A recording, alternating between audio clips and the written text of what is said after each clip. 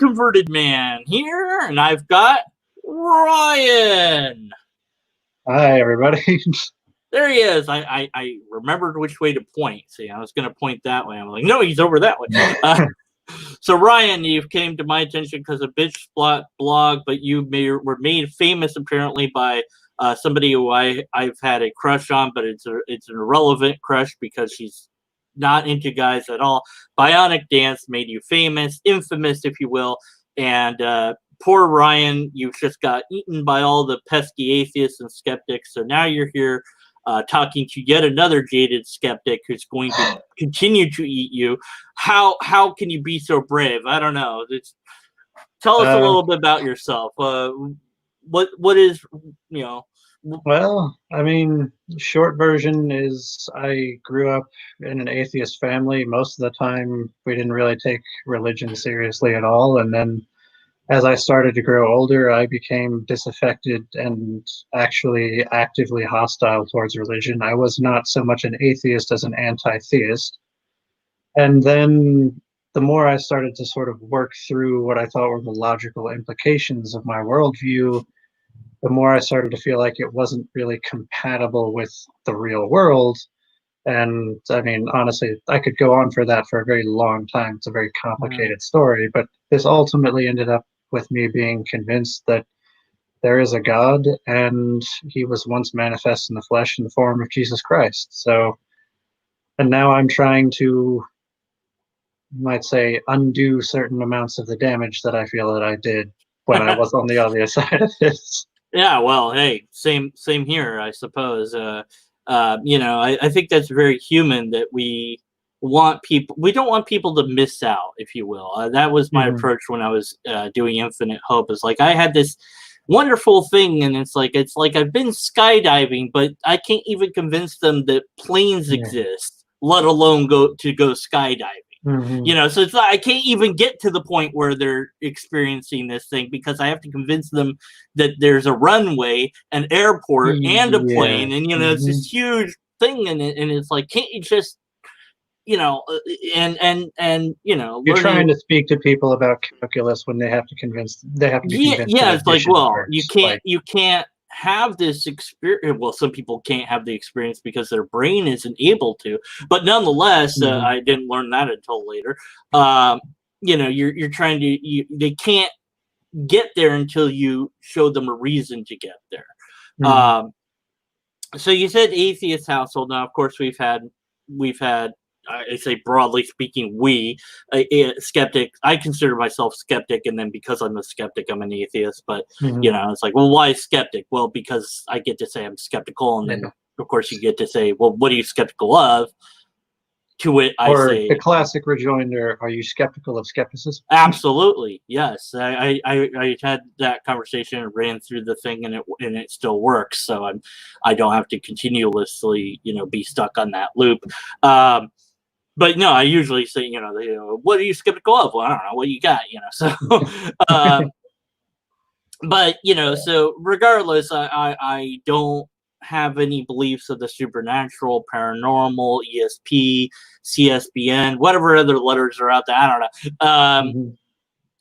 But I did at one point, and you said you grew up in kind of an atheist household, so God was talked about, I'm guessing, but was in a negative way. What do you mean by atheist household? What does that mean? To sort of put it into perspective, it was sort of like the only real exposure that I actually had to religion was so I had a friend when I was younger who was Catholic, and there were like a couple of occasions when I would go and stay at his house for a weekend, and then on Sunday his family would go to church. I went once with them, and then the next time they just sort of let me, stay at the house while they went off because it was just not my thing. And I wasn't paying enough attention when I was that young to even know anything about it. The only thing that my parents ever actually mentioned about it was, my dad would make jokes about it to a fair amount, occasionally. It wasn't something that was really discussed. When it really started to become an issue for me was, something that I felt like I had to work through and figure out was after my older brother passed away from a brain aneurysm when he was 12. And so that was just kind of something where that was the first time that I ever had like a serious metaphysical discussion with my dad. And, it kind of is a complicated thing. I'm not sure how much I really want to get into that. He ended up bringing up, ironically, the first law of thermodynamics: energy cannot be created or destroyed; it can only change forms, and so on and so forth. Mm-hmm. And that sort of approach to these kinds of questions tended to be, how should I really put this? No, that sort of informed the entire trajectory that I took trying to approach these questions was, to look at the scientific evidence and then to build my worldview based off of that. Mm. And so when I ended up actually having a whole lot of debates with Christians and arguing about things, when I wasn't making some kind of a moralist argument that I felt that the doctrine of the scripture is actually immoral at the time, I would be pointing to something like Big Bang cosmology or evolutionary theory or something like that. That was my main sort of argument. But I didn't really tend to deal too much with the more philosophical side to it, if that makes sense. I don't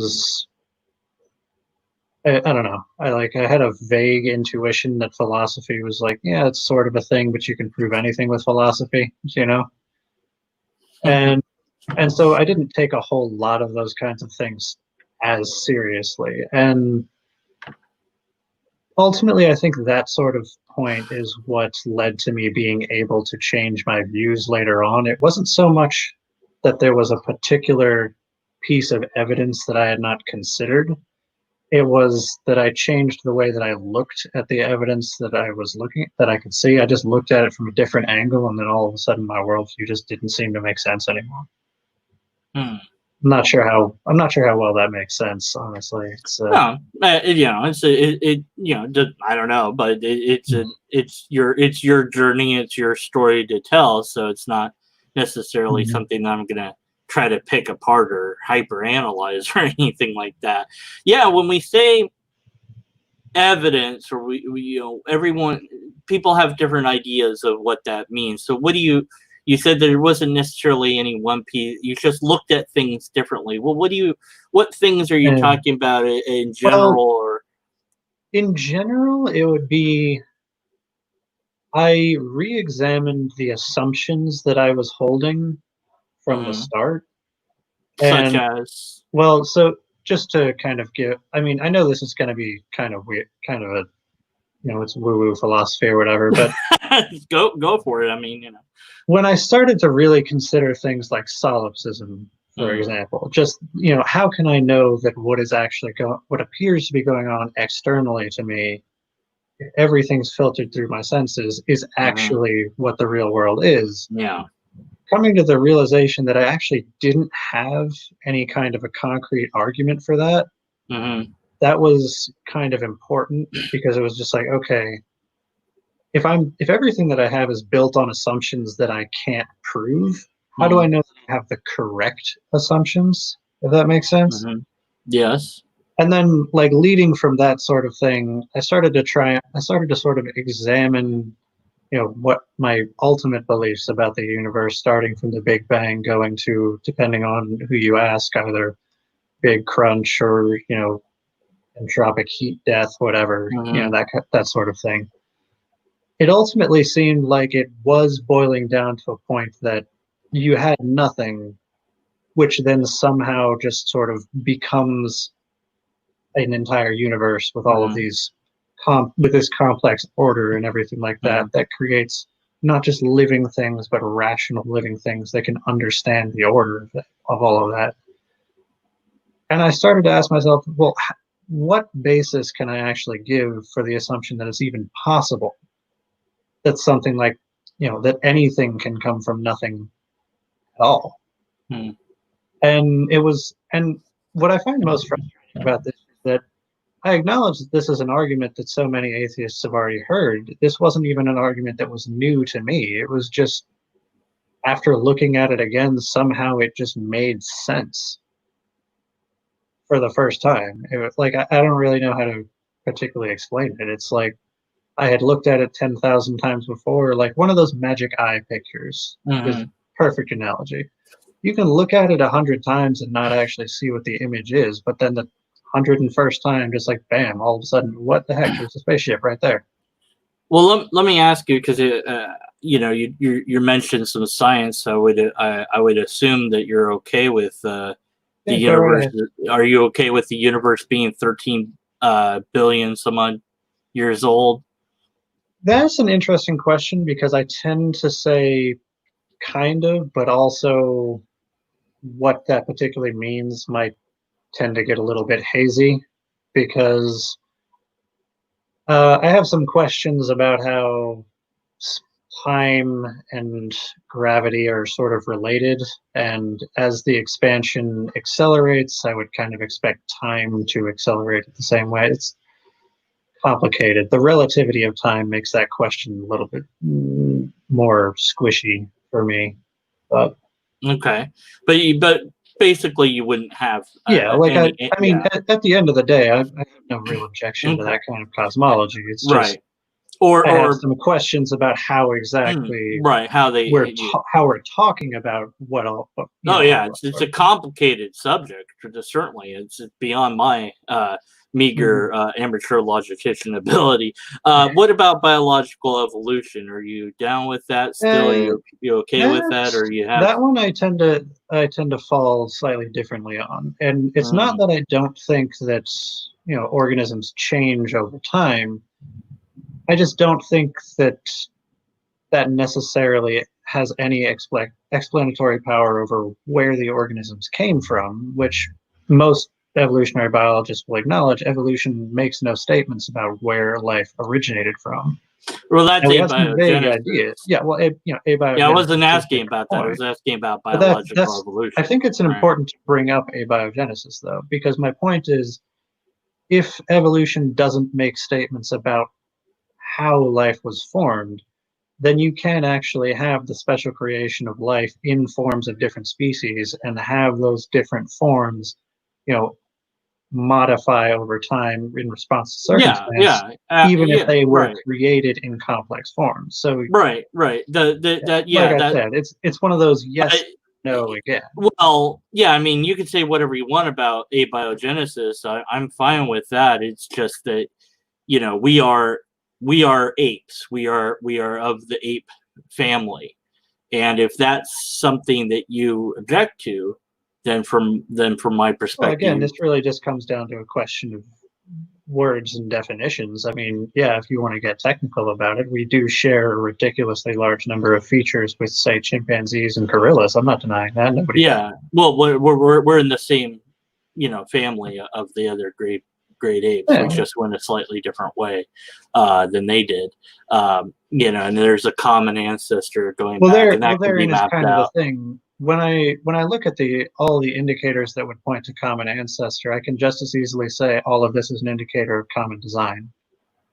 It's one of those things where it's like the same facts would count as evidence towards either conclusion. That's kind of a tangent to my question of whether or not X is accepted. Is X accepted? Yes, you accept X. Okay, great. And then you just view X as an argumentation that you can utilize for your belief. I view it as an indicator of common design, but I have no problem with the facts at hand. So okay. Yes, Gary is Christian. Yes. Did you have a particular brand of Christianity that you adhere to? A Lutheran, or Catholic, or Protestant, or Anglo-Saxon, or et cetera, et cetera? This is one of those points where it's just that I don't think that denominations are a biblical statement, but I wouldn't call myself non-denominational because that's a denomination, which is one of the most ironic twists in history. Yes. But I tend to look at it more that there is a set of common doctrines that are common to all Christian denominations, specifically regarding the divinity of Christ, the atonement, the resurrection, and so on. And what has these common aspects, that is the legitimate church. And then there are inconsequential issues that we have disagreements and discussions about on separate points. Have you actually made some sort of data set to see what was common among the different denominations, or is this more intuitive? It's sort of intuitive, but it's mostly I've since I was coming into the faith from the outside, I sort of had to figure out how to reconcile everything. So I would spend some time listening, for example, to Calvinist theology or Roman Catholic theology, or just et cetera, Baptists and all this sort of stuff. And then listening to a whole bunch of people argue points, I noticed some common trends and common themes, and sort of amalgamates them. So, okay. Well, it's kind of, it's the best answer you have because it's your answer. You don't have any particular favorite or of translation of the Bible or anything like that, or? I tend to prefer the King James version, but that's mostly just because I like the old, I like the sort of linguistics that come with that. But that when it comes to the versions of the Bible, I tend to, what it boils down to for me is if you go to, I think it's BibleHub.com or something like that, and you look at any verse and it'll give you like a dozen different versions of it. Yeah, you can pick apart the specific semantic differences between the individual verses, but I've yet to find one that it doesn't seem like they're all saying the same thing. I feel like you have to work at it to make it say that the different translations are making it say something different. Well, it's the same thing in different words. Yeah, I had a momentary pain of self when you said King James version.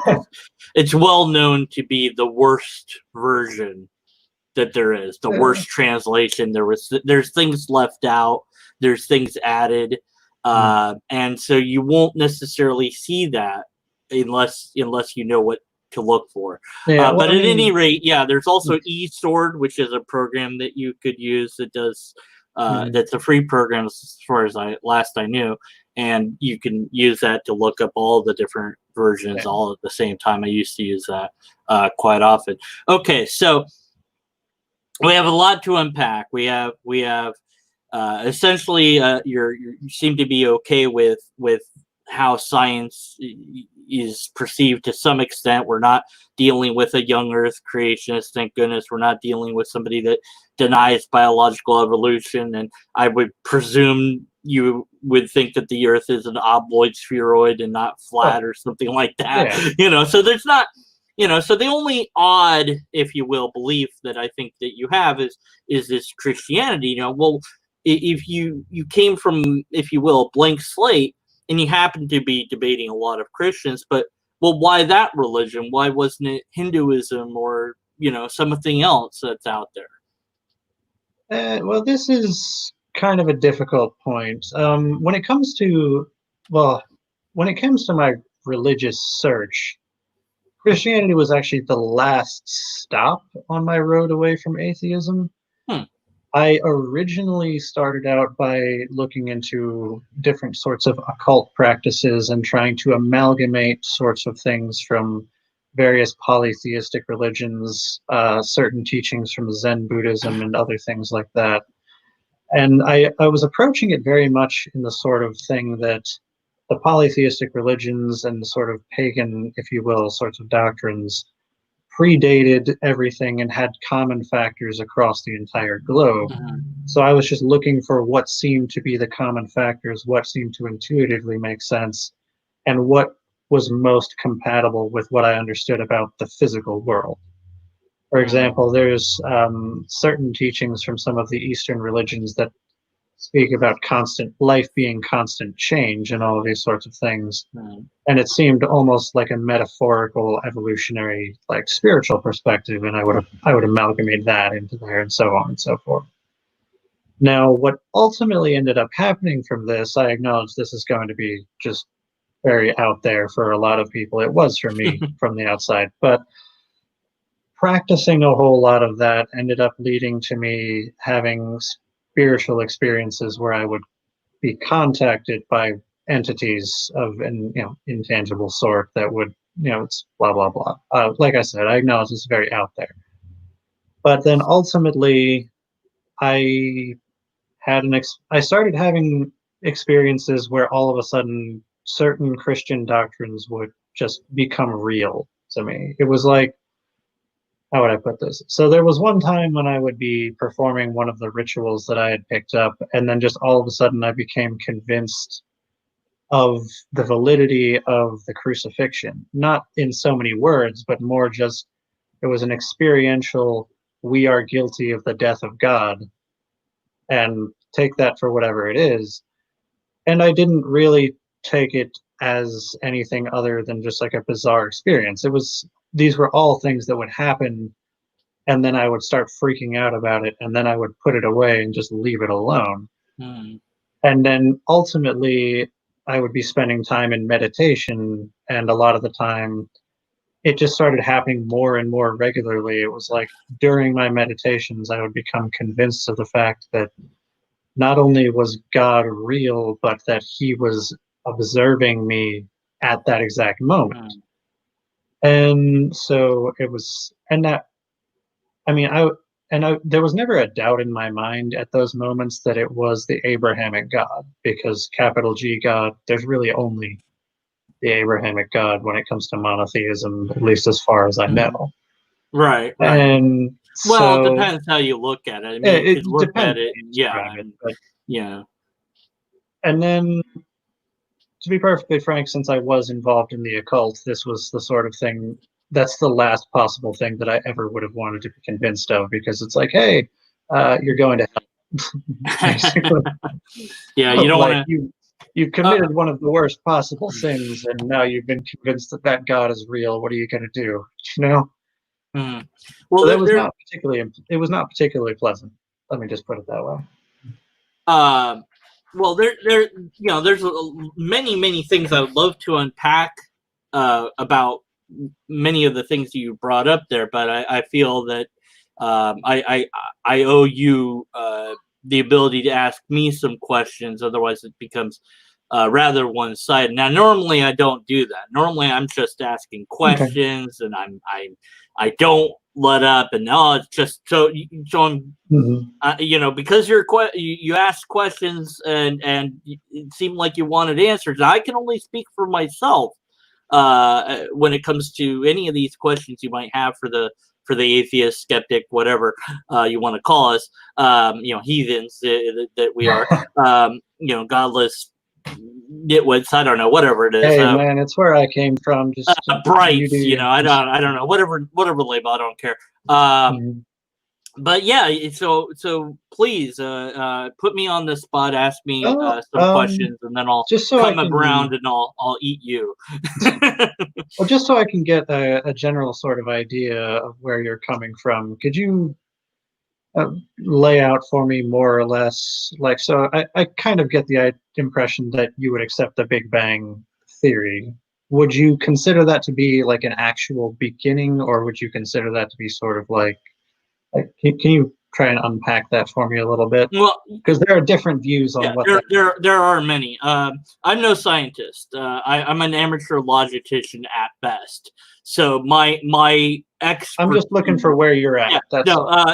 I just referenced the last video, and so I'll reference again. There's this wonderful hour-long plus talk called "The Matter of Antimatter," and during it, one of the scientists brings up this chart of one possible way to look at the universe, where you have antimatter and you have matter, and they kind of going like this, and then you have this little ball of question mark in between, if you will. Singularity right there. Yeah, or whatever you want to call it. And so in this view, there isn't a beginning. There isn't not a beginning, because those words just don't apply. It's always been, and it's never been. Those words just don't matter in this case.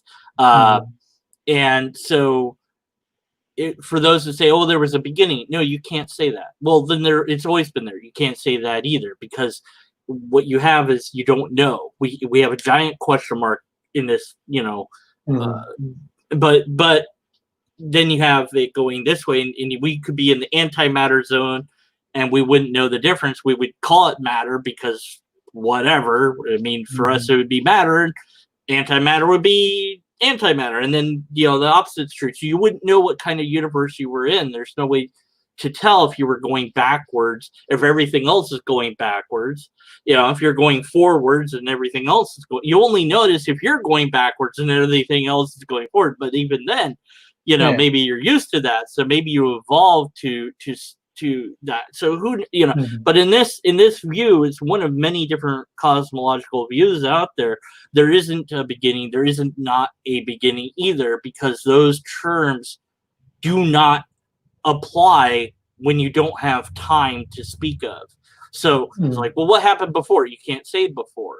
Well, what but and your brain, just because we're so used to how we normally perceive time, that it's like, well, what do we do when we run out of language in that regard? And what you do is you stand in awe of, this might be how reality actually is. I don't know that is the best model or the one that will win out in the end, but I'm fascinated that might be the answer. So it's not that there was at one point a nothing, although I have many thoughts on that, but that for all intents and purposes, that before time isn't even a thing. So there was always something in that sense, because as soon as you have time, now you have stuff, and before that you don't have a before that. So you can't say there's nothing, but you can't say there's something either. So it's very hard to wrap around. But it's a complicated thing. Yeah, it's a very complicated. We'll certainly share that link with you, and for everyone else, again, in the description of this, even though I shared it before, because it's well worth the hour plus that the lecture, because they talk about all sorts of things about antimatter and cosmology in this talk, and it's very interesting. And the World Science Festival holds these sort of conferences, and I listen to them quite often, because I want to understand that. And I think that, generally speaking, I'm okay with the mystery. Here there be dragons. We used to put that on maps once upon a time. We didn't know what was over there. So they said, well, here there be dragons. Well, they didn't really mean there was, well, maybe somebody meant that there was dragons over there, but they didn't know.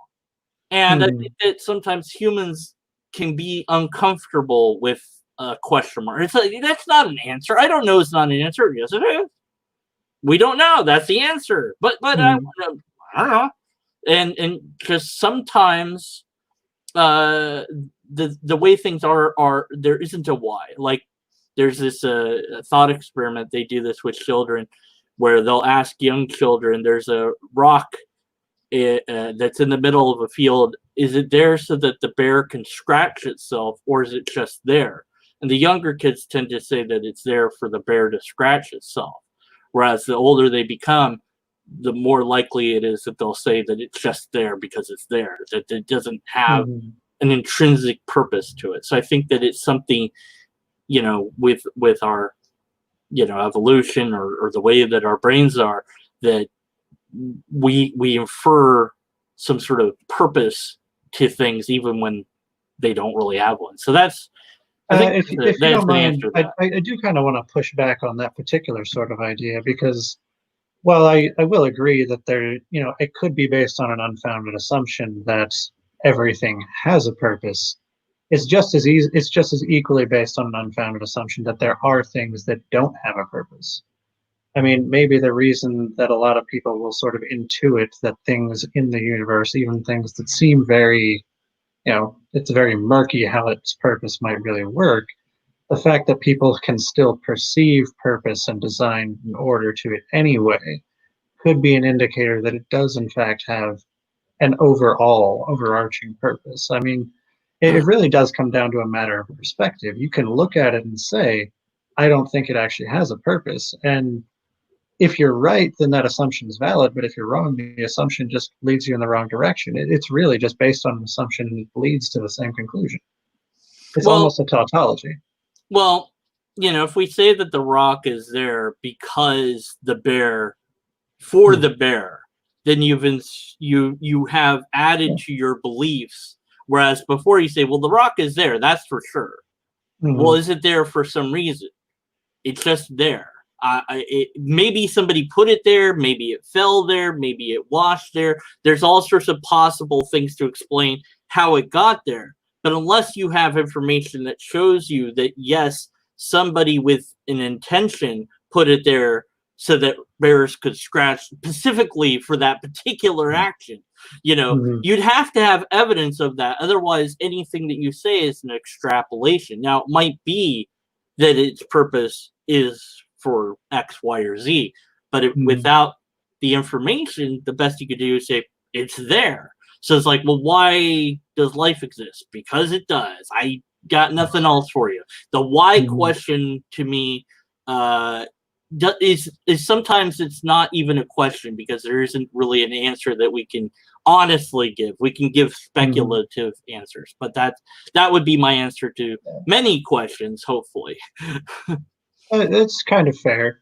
When it comes to the idea that a lot of things might just have no why, they just sort of are. That I can understand how you can come to that conclusion. It's just that from my perspective, that would be essentially like as invalid as you were referencing, like before the beginning of time. It's not a valid question. It is not meaningful to say such a thing. So I mean, from the perspective that I come from, to say that there is anything that doesn't have a purpose it's a non sequitur.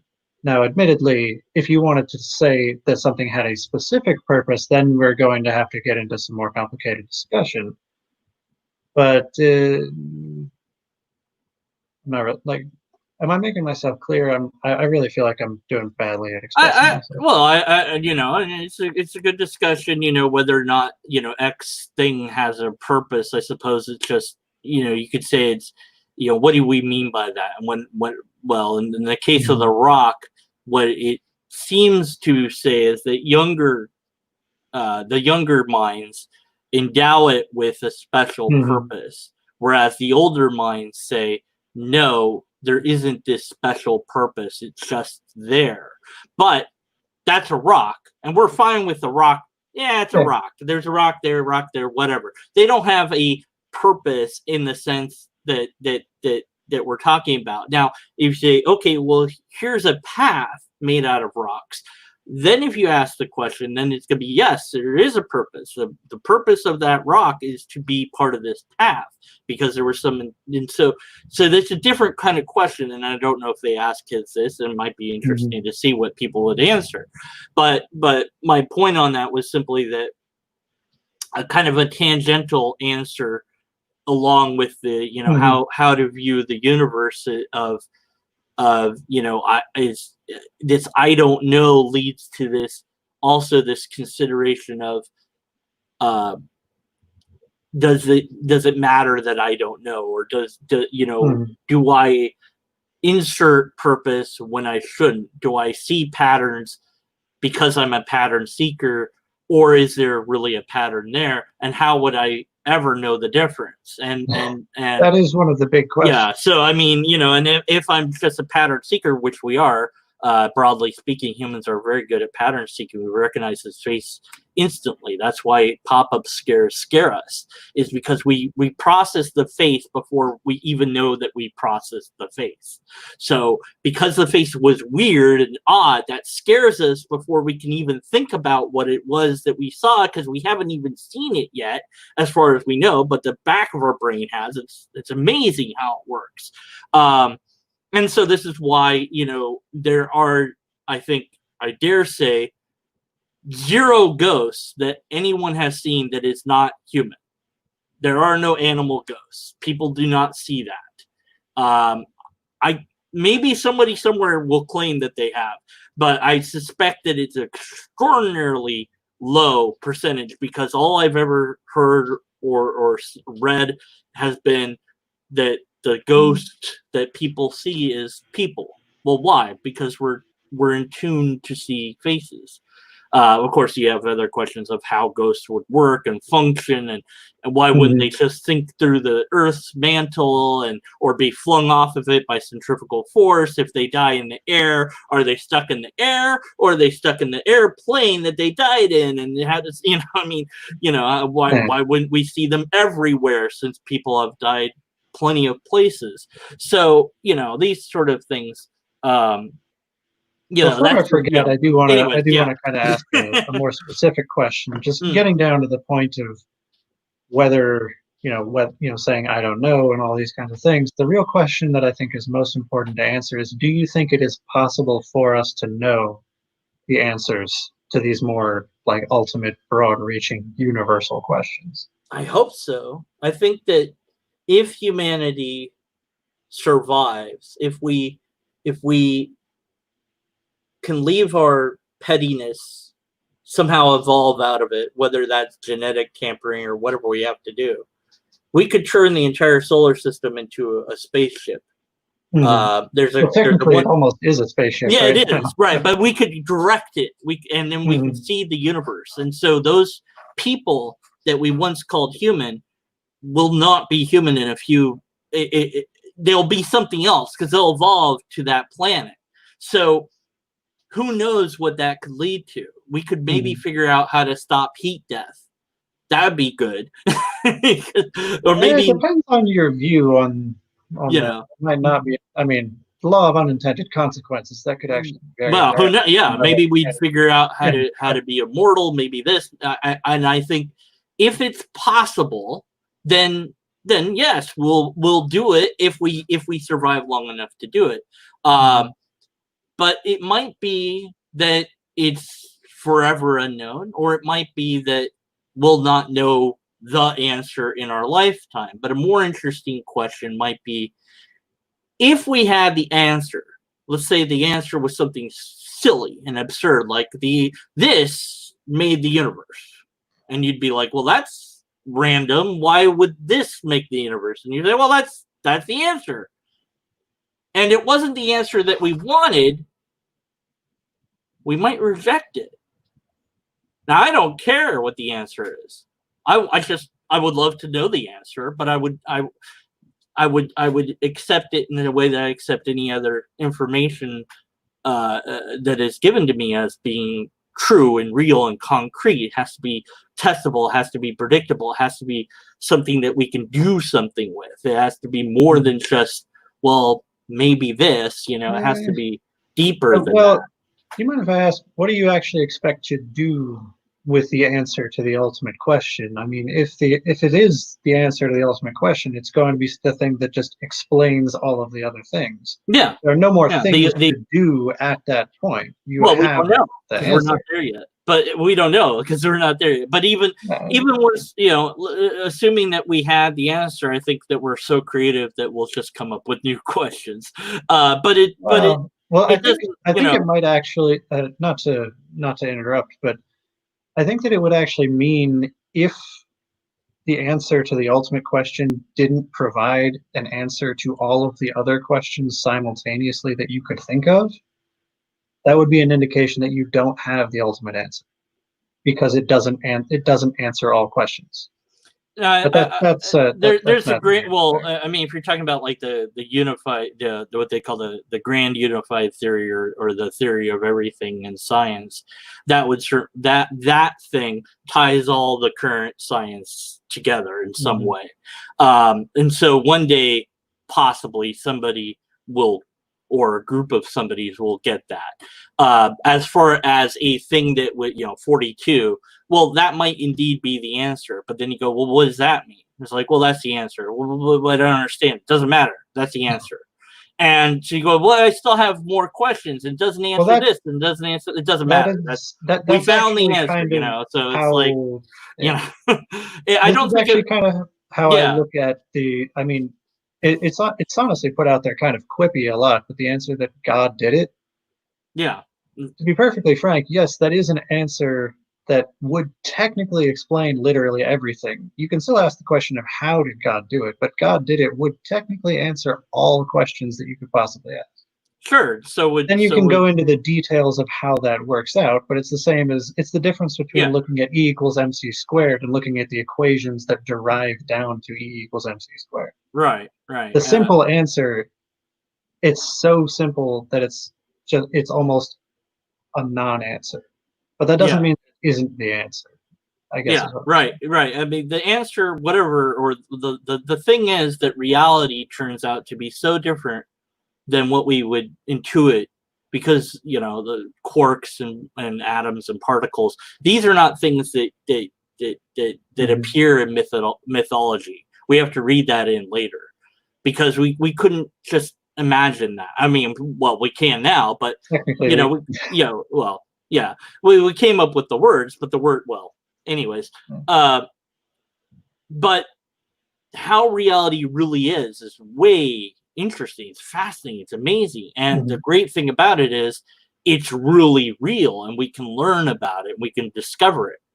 And then the sort of question that you peel back on is, say, like you said with solipsism, which I can never pronounce right. Hard solipsism is like, well, how do I know that what I'm perceiving right now is real? Well, you kind of don't. That's why you should be a skeptic. It seems that it's working well enough for me to exist, but there isn't any answer to it. And it's like, well, okay, let's move on then. Reality's real. Screw it. Moving on, and here's part of where that sort of train of reasoning ended up leading me, though, ultimately, was it's not so much that that's not really the right way to put this. So it would be something along the lines of there are essentially two worlds, if you will, quote unquote worlds, scare quotes, whatever, that we perceive immediately and simultaneously. One is the external world and one is the internal world. Yes. Now, we intuit that other people have that same internal experience of a same sort that we do. Yeah. It's an a priori belief that other minds. We can also sort of engage with that in other people, understanding other people's ideas, the internet, books, movies, all. Right. Those are really just, it's all just the language through which we translate ideas across from our different islands, if you will. Right. Now, there are two things that you can think about this, and one would be that the physical is real in a way that immaterial is not. But then there's also the point that we could just as easily say the immaterial is real in a way that the physical is not. Or there's more the harmonious view. They both have a tangible reality that intermeshes in what we would call living things, like ourselves. Like we have a foot in both worlds, as it were. Right. And then from that position of analysis, you can learn about the physical as a distinct thing from the immaterial, the spiritual. Do you see what I mean? Like when you think about ideas and concepts and things like that, these seem to actually be eternal things. An idea doesn't decay in that sense. It can be lost, but it can be rediscovered. A physical object will gradually decay and disintegrate down into its component parts over time and over time and over time. This goes back to a scripture that I think about a lot, which says the things that are seen are temporal, the things that are not seen are eternal. And again, this is not really something that I came to through there's a new point of evidence, like something I had never seen before. It was just looking at things that I had always perceived from a different angle and realizing, hey, this makes as much sense as my complete focus on the physical did before. I would argue it makes more sense because I don't have to immediately reject as not real something I have perceived for as long as I have perceived the physical. Yes. Well, I was looping back around. I wasn't sure if you had more questions or because I answered a bunch of questions at once and you didn't even ask necessarily. One of the questions you asked, I remember from your video, was something like, well, what do you believe? And it's like, well, most objections were like, that's too vague. It's like, well, because what are you asking? It's like, well, I agree with the scientific methodology. I don't know that the word belief is what I would use, but okay, I believe that works adequately. And so it depends on what it is you're trying to ask, and rather than asking these things, just throwing it out there, it might be good to do as what we're doing now and say, okay, well, here's what this person's answers were. Well, now instead of just trying to remember them, write it down, and now you begin to collect data, and you might see a pattern with atheists of what they think is true or how they think or something, or you might find that there's no pattern there, but at least you have some data on it. Whereas if we just rely on our intuition or memory, we're going to probably forget, and that can lead to anti-theism or pro-theism too much that you go the other way. So you got to be somewhere in the honestly, I would hesitate to ever actually say anything based on an average that I got from collecting data like that. Oh, it'd still be mostly because something that I notice a lot of atheists absolutely hate is if you treat atheists as a collective group in any possible way. But if you had a good data set, at least you'd have something to go on. Now, of course, it'd have to be a large data set. It would have to be a large one. But you're talking 20,000 some odd people. But for your case of saying, well, okay, for the people I've talked to so far, this is the general trend, and then But at any rate, so you wrap then, unless you had an additional question that I'll pontificate on for another hour. I wanted to wrap around back to some things that you had said. Okay. So you had mentioned these experiences that you had when messing about with the other religions or other pagan things. Can you tell me about that a little bit more, because I wanted to understand what you meant when you said you encountered or summoned spirits. I believe you said something to that effect.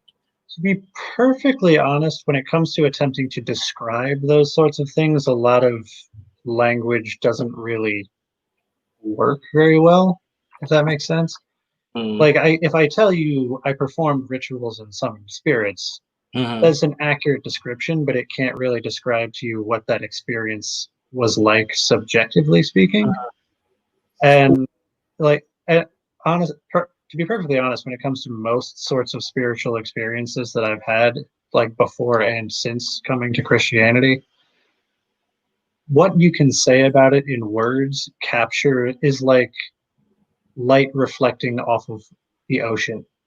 Like, it almost obscures more than it's actually going to reveal. Right. It's a beautiful poetic sort of thing. I love poetry. It's William Blake, one of my favorites. Because you can have these sort of wonderful ways of expressing ideas that don't have to perfectly align with reality.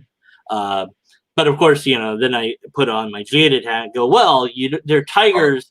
First of all, tigers is not spelled right. And secondly, if they were burning bright, that would be a problem. So, I mean, you can overanalyze tiger. Yeah. I'm familiar with that particular poem.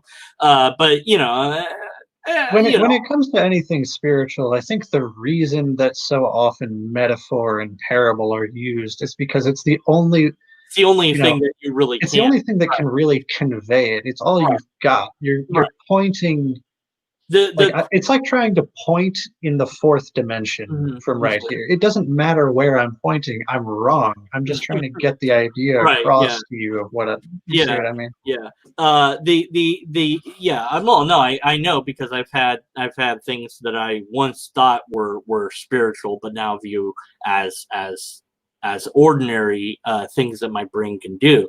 The question I usually ask is it testable? So if we took the ritual that you did that actually at least got something to happen from your perspective. If I or anyone else performed the same ritual and then nothing subjectively happens to us, what does that tell us?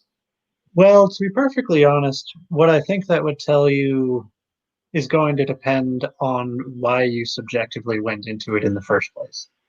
Because, well, to kind of try and explain, how would I put this? So,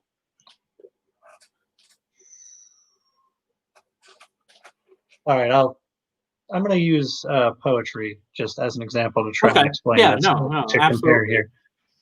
You can have a person who will look at a poem, read a poem, or recite a poem, and you could have 15 different people do that. Now, not somebody could be doing it just rote repetition, going through the motions. There's not a single thought in his mind about what exactly he's reading. He's not contemplating it, and he's missing like the entire point. Now, could you say, is he reading the poem? Yes. But is he reading the poem? No, because like the internal aspect of what it is to read the poem is not present. So the ritual, I would honestly say, it's not about going through the physical motions of doing the thing. It's entirely about the internal subjective aspect of the ritual itself.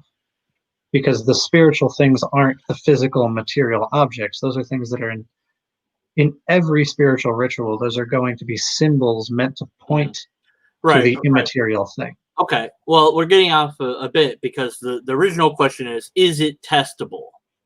I would say that it is testable, but it's testable in a way that you have to approach it correctly, if that makes sense. See, that's off-putting because that suggests to me you have to approach it, let's say, with an open mind, quote unquote. Why should it matter? If it works, it really works for everybody. And it shouldn't matter how I or anyone else approach it. Well, how would I put this? So if I was to tell you that well, how would I put it? What's a better one? The Pythagorean theorem works, right? Mm-hmm. And it's testable, and you can use it all the times you want. Right. But I also tell you that one of the intrinsic rules of it is that it has to be a right triangle. You can't have it with any other triangle. It just doesn't work. The numbers don't add up. Right. Is that off-putting in the same way? I mean, if you're removing one of the intrinsic premises of the thing, then clearly it's not going to work. It works with a whole bunch of other things. In any other process, really, if I remove one of the important factors, why should I expect it to work? Well, you have to have a model of how is this thing going to function, and so. I guess what I would say when it comes to the necessity of having an open mind, this is to get the subjective engaged, essentially to get one's right, which is exactly what I would want your to spirit immediately. if your spirit isn't actually engaged in the spiritual practice, then the component that actually gives it substance is the one that you're throwing out. You can't expect it to be worth anything. But I don't believe in the spirit or the soul. And that, admittedly, that can be kind of a problem, but there's nothing really that I can say about that. If I have to go in assuming that this thing exists to some degree, I already believe it. So now I'm testing a thing that I already believe to be true, so I don't need to test because I already think it's true. So every result that I would get would be just to confirm my own bias. So it's best to go. That's a confirmation bias that goes in both directions, though, because if I already don't believe that I have a spirit, no test that I find will actually confirm. No, because if it can be discovered, then it can be discovered for all, regardless of what I think of it. If it's really there to be found, everyone can find it using the same methodology. But if it requires you to, before you have to do this to perceive it. Well, why? I think I might be able to explain it in a slightly better way. Mm-hmm. So I do believe that everyone can discover that the spirit exists in the same way. And I would argue that you can discover that it exists in the same way that you can discover that your body exists. I believe that we all just perceive it. It's one of those things where if you go on perceiving something for so long, you will eventually stop recognizing, like you almost don't notice it anymore, if that makes sense. It's one of those things where, just using sight, for example, as an example, if you see for your entire life, most of the time it never even registers with you that you have sight. It takes something to actually make you stop and consider the fact, wait a minute, I'm actually seeing something. It's so intuitive and so ingrained in us that we almost don't think about the fact that we are actually seeing. Okay. I'm not sure how well that explains it. If we took a large enough sample size of people and we had them do ritual X, whatever that is, and we didn't tell them what to expect. Some of them are going to think something's going to happen. Some people will be skeptics, whatever. We don't know. It's a random sampling of people. Mm-hmm. If they all come out reporting different things, what does that tell us about the experience? Well, that kind of depends. And part of the reason that I would say that is, what's it called? When it comes to any sort of thing dealing with spiritual beings, it's almost like a psychological study, because you're dealing with things that have agency, that are an intelligence on par or greater than that of human beings, which is going to lead you to the same kinds of problems that you have when designing a psychological study. You have to design it essentially with so many double blinds and checks, mm-hmm. not only for, in this case, it would be not only for what the human beings are going to be thinking about everything, to kind of iron out everything from that. So you then have to make assumptions about the intentions, thought processes and so on of all the spiritual beings, and what their reaction to what you're doing is going to be. Well, it's sounding more and more like it's not testable to me, because every plausible test that I've suggested so far has been that first it requires you to go in with an expectation, so you come in with a bias. Then if we subject it to a random sampling of a large group of people, well, it really depends, because different people are going to say different things, because the spirits themselves also have intentionality, and the spirits know that you're testing them. So now they're going to behave in a different way than they would if they. Well, this is something that we see when we actually test human beings. If they know that they're being tested, we know that human beings actually exist. We don't know that spirits actually exist. We know that humans do, though. Because true, but in order to actually make the test work, you have to design it in such a way that it will be functional if spirits actually exist. Right. And you can't treat them as like a blind natural force that will react in exactly the same fashion, like gravity, every single time. If the result is the same result as we would expect from not the spirits existing, but instead from the brains of the subjects themselves thinking that the spirits exist, then I think that the assumption that spirits do not exist is more plausible, because we know that the brain can do amazing things, but we have yet to demonstrate spirit in the first place. We don't have any tests that we can adequately perform to even show that it is a thing in the first place. I think that when we get into this, yes, there are experiences that our brains can conceive for us to have, but it is you somewhere in here doing it. It's not before we actually move past that right there is one of the biggest reasons why I actually believe that we do have a spirit, is the hard problem of consciousness, because it's just a vague somewhere in here. Right. Well, why but it's not something you can really pin down. Okay, so let me ask you this. Is it that we do not know, therefore must be this other answer? No, I wouldn't say that. Okay. I would say that. So how would I put this? Why does it matter? We don't know. Let's just agree, because maybe somebody has figured it out, and I don't know. But let's just say that we we don't know what consciousness is or how it functions or whatever, then that tells us only that we don't know. True, but I guess what I'm saying is there's a pretty common assumption from a materialistic standpoint that there is a material explanation for consciousness. We can't fully explain it materially, but it must be a product of the brain.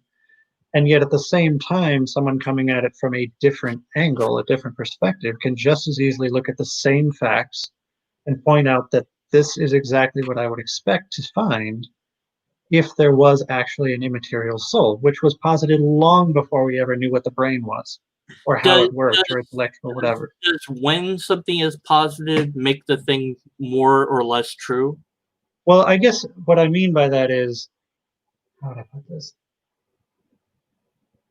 The fact that people perceive the existence of the soul long before there was actually this detailed scientific evidence of the hard problem of consciousness, that we can't actually figure out how the brain could produce it. It's almost like this is excuse me, something that made a prediction about things that has been attempted to be challenged, materially speaking, continually for a very, very long time, and has failed to provide a better explanation than the one that we've had for thousands of years. If it remains a good explanation for thousands of years. In what way, if a piece of your brain is injured or removed, the you that the rest of us knew will vanish and be replaced by a different, maybe a different version of you, or maybe a completely different person altogether as far as we're all concerned. I don't know what that's like from the outside or the inside looking out, because I'm not going to damage my brain or remove bits of it to see what it would be like, and nor would you, nor should anybody. But nonetheless, we know that affecting the brain affects that persona, the person that we recognize. In fact, wonderful studies with brain hemispheres being split. There's this person who has a split. They split his brain. They had to, for whatever reason, they had to cut the bits that allow the hemispheres to talk to each other. And he was the left side was an atheist, and the right side was a theist. The creative side was the theist. The logical side was the non-theist, and they controlled, the right side controlled the left hand, the left and the right, and so on. And so this is something we say, well, if there was anything besides the brain, that would be interesting. But we have to have evidence of that thing first before we just assert that it exists. Otherwise, we're speaking of magic.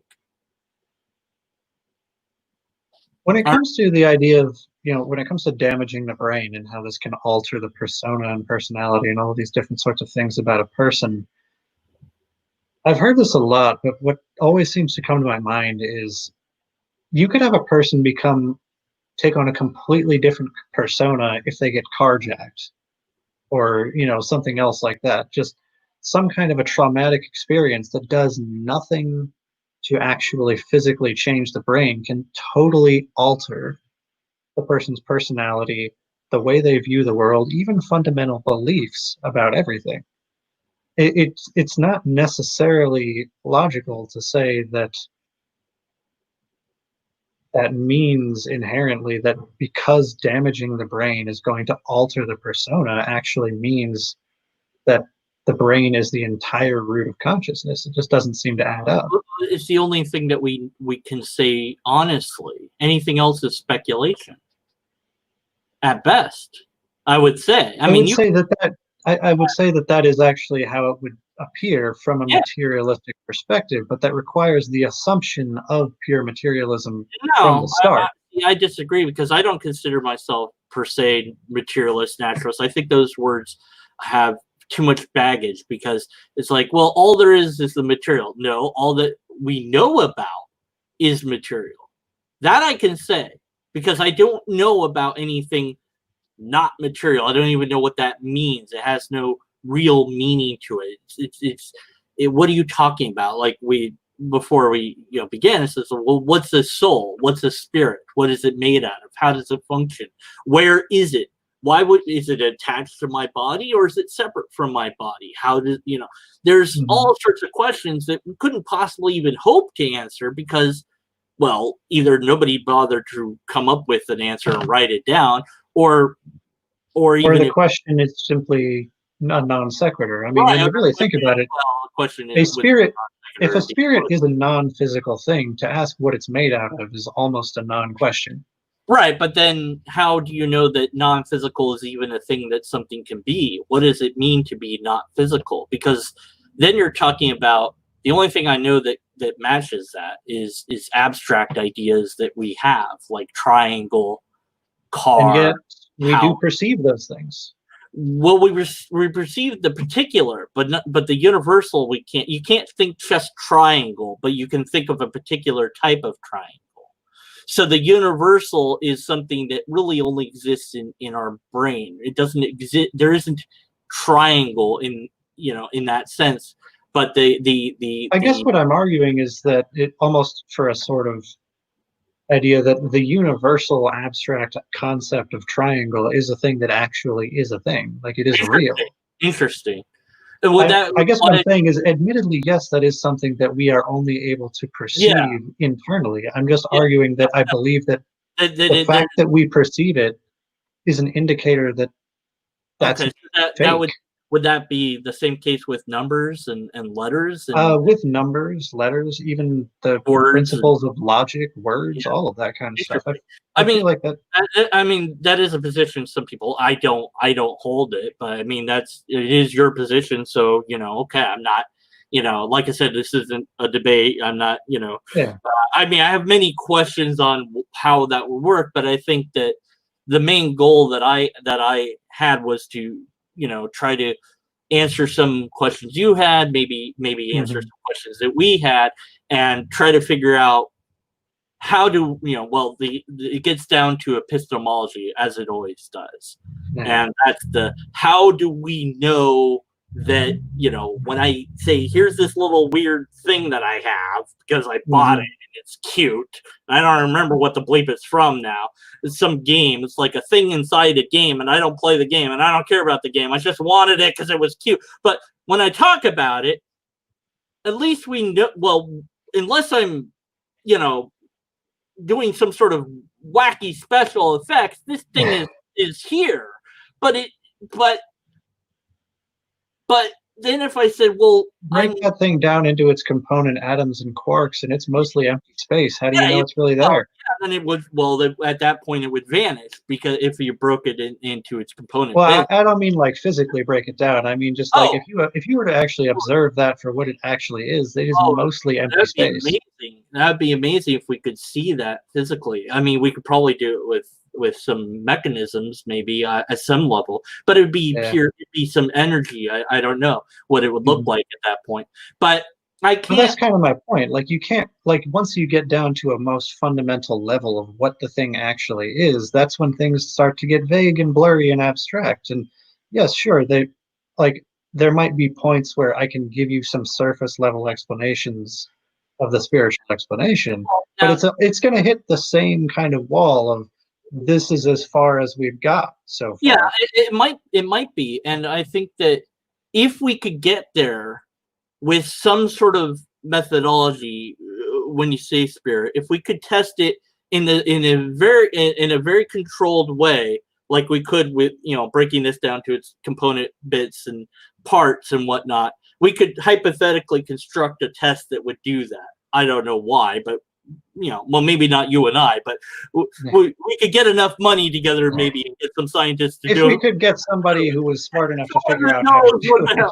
Look, guys, we want you to break this thing down to its component molecules so we can see what it's made out of, and then explain it to us so we can understand reality. And the science team was like, you do what now? How much money do you want? Shut up. But but then with the spiritual, so to speak, when I say, is it testable, and the sort of responses I'm getting is honestly what I expected you to get, which is the honest answer seems to be no. But but there's somewhere that you think that the answer might be a yes, and I think we'll leave that there because I think I might. I it's just I not. want to put It's a in different. one clarification on Yeah. the question of testability. I don't think that you can perform a physical test for a spiritual thing, if that makes sense. Yeah. In the same way that I don't think that you can really perform some kind of an electrical test for something that's not electrically charged. It's Well, it's the I'll, wrong sort of test. I'll give you this example of that, and then we'll wind down and close up here because we go into otherwise we'll my brain will blah, blah, blah. See, it's already beginning. This person, S.J. Thomason, is one of my favorite go-to apologists because I just can't quit. She's so wrong on so. Anyways, but at any rate, on Twitter, she said that she knows when somebody evil is in the room, and this is why she would never debate an atheist in person. And I said, "Oh, really? That's interesting. I'll give you $1,000 to prove that it's true." And then I proposed a test, and she said, "Just because we can't test it doesn't mean it's not true." And I'm like, "Well, it also means you're full of bullshit because you can't really tell when somebody is evil is in the room because if you could, we could test it." So I knew. I said, "Look, you're saying you're deflecting the point. You know it's not testable." And you're saying, well, just because I can't test it doesn't make it not true. No, yeah, it kind of does. Because you know it's bullshit, and you're just saying that you have this power or ability because that's something that is kind of acceptable to say in certain churches are okay with. Others don't believe in the spiritual gifts. Depends what one you go to. And I had all sorts of thoughts on those things when I was younger. Oh my, I thought I had the gift of the spirits, and I would be like, oh yeah, that house is haunted. I see the ghost, and blah blah blah, and I know, and I would intuit this and that and the other thing. And my mom and I, we convinced ourselves that this one gal was possessed because we had this cross. I had a cross on, and she didn't. And it seemed like the gal was moving away from the cross, and so we switched it back and forth and tried to. It was like it seemed like we were doing the scientific test. We weren't because we were out in the open. There's too many things that you can't control. Plus the fact that maybe when we put on the cross and started walking towards the woman, she was like, this person's walking towards me. That's kind of weird. And the other person wasn't walking, maybe our thing changed. And so it was completely non-controlled. But at the time when I believed, it seemed so real. But now as a skeptic looking back, I see the many flaws in that. It wasn't even a test. And the many flaws on top of it not being a test of it, confirmation bias and personal bias, which we want to remove all of that to discover the truth, whatever the truth is. And that will be true for all of us. And I think that we would perceive that no matter what is going on up here. That shouldn't matter. In fact, that should matter not at all. In fact, maybe what's going on up here is messing with me finding out what's really going on. And I want to know what's really going on. And I think that theists do too. We're both asking the same questions of why, how, what's all this about, and it's just our journeys are very different. So I'll leave the last. Do you have anything that you want to promote other than I did just want to kind of provide an I don't know, kind of a counterpoint to what you were just mentioning about certain things being testable and all that. Is that the most profound things like that I've seen that I actually legitimately believed to be spiritually real were almost universally things that happened when I was not expecting them. And one of the best examples that I can come up with off the top of my head, this happened just a few months back, honestly. I was standing with a friend of mine in the parking lot of a 7-Eleven, just talking to him, and then all of a sudden, mid-conversation, he just stops and says, "I feel my mom," walks around the corner of this building, looks up the street, and she's like a block away down the street walking towards us. And then I was just like, well, what the heck is this? And then I asked him about it, and then according to him, I mean, just do with this what you will. He He just knows when she is in his general presence. Well, there'd be a way to test that. There is a way to test it, but it's also one of those things where, and I don't know. You might be like, if you actually went to him and you actually did go out of your way to test it, that would be interesting. Yeah, no. But then at the same time, it's also one of those things where it's just like, how would I put this? A lot of times when people would come out and say, this is a thing that is this, it would be something that once I actually took a look at it, and even still today, I'd just be like, yeah, I don't think that's correct. And like I've been so much less convinced by the people who were trying to convince me that they could do something than I have by, hey, I was just going through my daily life and then this just happened. Well, and worked as far as I can tell. What's interesting, and I'm trying to wrap up, but you keep reeling me back in. I'm sorry. Well, I have to, because this is how my brain works. You'll have to forgive me because you're a Christian. You're supposed to can't not. I can do whatever I want. Blah, blah, blah, blah. No, okay.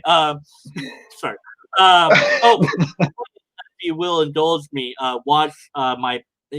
Pascal's wager. I would assume you're familiar with that. I have one of the least convincing theistic arguments I will deny. Oh, yes. Okay. I like this guy now. I knew I liked him. I was right, as I always am, unless I'm wrong, in which case, at the time I was right, and reality just shifted so that I would appear wrong. But at any rate, it only works for me. We remember the hits. We don't remember the misses. So if I'm in a car and I think, oh, I have to turn left, and I give into that, and I turn left, and then I go, why am I? And then I go back, and I'm back, and then I look behind me, and there's an accident. I go, oh, I knew something was there. That's why I turned left. That's why I felt like I had to turn left. But I don't remember when I turn left, and then I get back on the road, and I look back, and there's nothing there. That I don't remember. Survivorship bias, is that what you're talking about? Yeah, I'm talking about we don't, how many times did you go to the bathroom last week? We don't know. You forget that because your brain doesn't need to hold on to it. But if something significant happened while you were going to the bathroom, like maybe you had extra bathroom or extra constipation or maybe something fell down or whatever, then you might remember that because there's a memory there's something that was unusual happened that you remember, but otherwise you don't remember. It's only a story because something happened. I went to the store. I thought somebody was going to come and attack me. I went home. The end. Well, nothing. That's not a story. Who cares? It's like the story is, well, I went there. I thought somebody would attack me, and then somebody tried to attack me, and then I got out of it and went home. It's like, wouldn't a better story be? I thought someone was going to attack me. I went home, and then I heard that somebody attacked somebody that looked just like me. But it's a story only because something happened, and all the millions of times, or however many times, that just it's like if I drop this and it doesn't fall down. That would be amazing. It's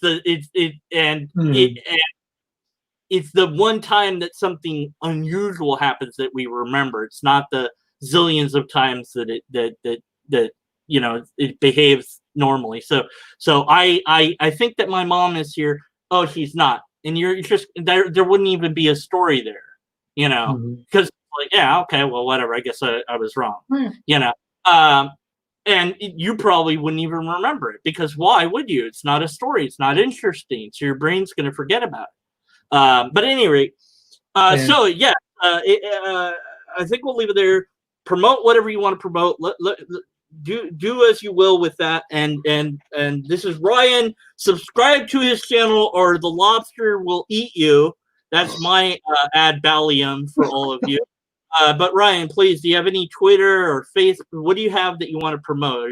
Honestly, the only thing that I really feel like I'd want to promote is that if anyone is curious about anything theological, the person to talk to is not me or any other human being. Just talk to God and ask him if he's there. That's the right way. Yeah, okay, I think that's a decent talk. But you do have a channel, so we should subscribe to it, and maybe be a little bit nicer to him. Just give him a chance. Don't devour him too much. Just for me, not for him, because we hate him, but for my sake. No, just kidding. But don't know you won't hate you yet. But anyway, so thank you so much for your time and asking, doing all the things that we did here. I don't even know what it was anymore. This is magic. Can't prove that wrong. And subscribe, like, etc. Make sure that you're tuned in so you can see Ryan later on. And that's it. Time to fin. The chat had a completely different conversation than either of us was having. I kept glancing over there. They were very much on the a whole nother track. Here's the real bad part is I found out that chat doesn't copy over to YouTube. So oh dang. Yeah, so everything that they have said is just going to go. So the only way I've found to negate that, so you before I end the broadcast, I mean you can leave, but I have to do this for their sake. So just bear with me. Again, you can leave at this point if you want. I'm done. I swear I won't. Before I do, I just want to say I want to get an F in the chat for the chat. It's going to disappear. Yeah. Pay respect. Hit F. We've decided, or I've decided, that it should be F12 is the thing that we should always. Here we go. So all right, we have now infinity. How does this work? I mean, that's amazing. Then we zoom in, right, and then I go up like this all the way to the start, and I just go, okay, anyone that actually cares about chat, go ahead and slow down the video, and you can read chat, and that's how we're gonna have chat be in the video. Da, da, da, da, da. You can slow it down later. That's a funny little workaround, I gotta say. Yeah. There you go. Whoever cares enough to slow this down can do it. This part's irrelevant. I'm almost done. I just want to say thanks a lot for having me on. It's been a great conversation. Yeah. If you ever feel like talking again, I'll be around. You got my email. That I can throw at you if you want to talk about particular subjects. Just let me know, and I've got plenty. I've got Johnny Driveby who loves to have conversations and such, and he was born atheist, if you will, and stayed that way. So that's kind of a different perspective than I have, and I know other people that have other things that are things. So, all right, thanks, Ryan. And thanks everybody, and good night, goodbye. Remember, lobsters, and I'm typing in the thing fin, and that's it. And I guess I'll eat carefree at some other time. And whoever else was in chat, look, if you want to talk to me on this live, please email me, deconvertedman1, the number 1 @gmail.com. So my name, deconverted, well, my channel name, deconverted man, and then the number 1, not the word 1, and then the little @ thing @gmail.com, not @ but you know how to work it. And if you don't, then I probably don't want to talk to you anyway. So that's it. Goodbye. Thank you. And lobsters exist. That was good. Yeah. You're still on, you idiot. Oh,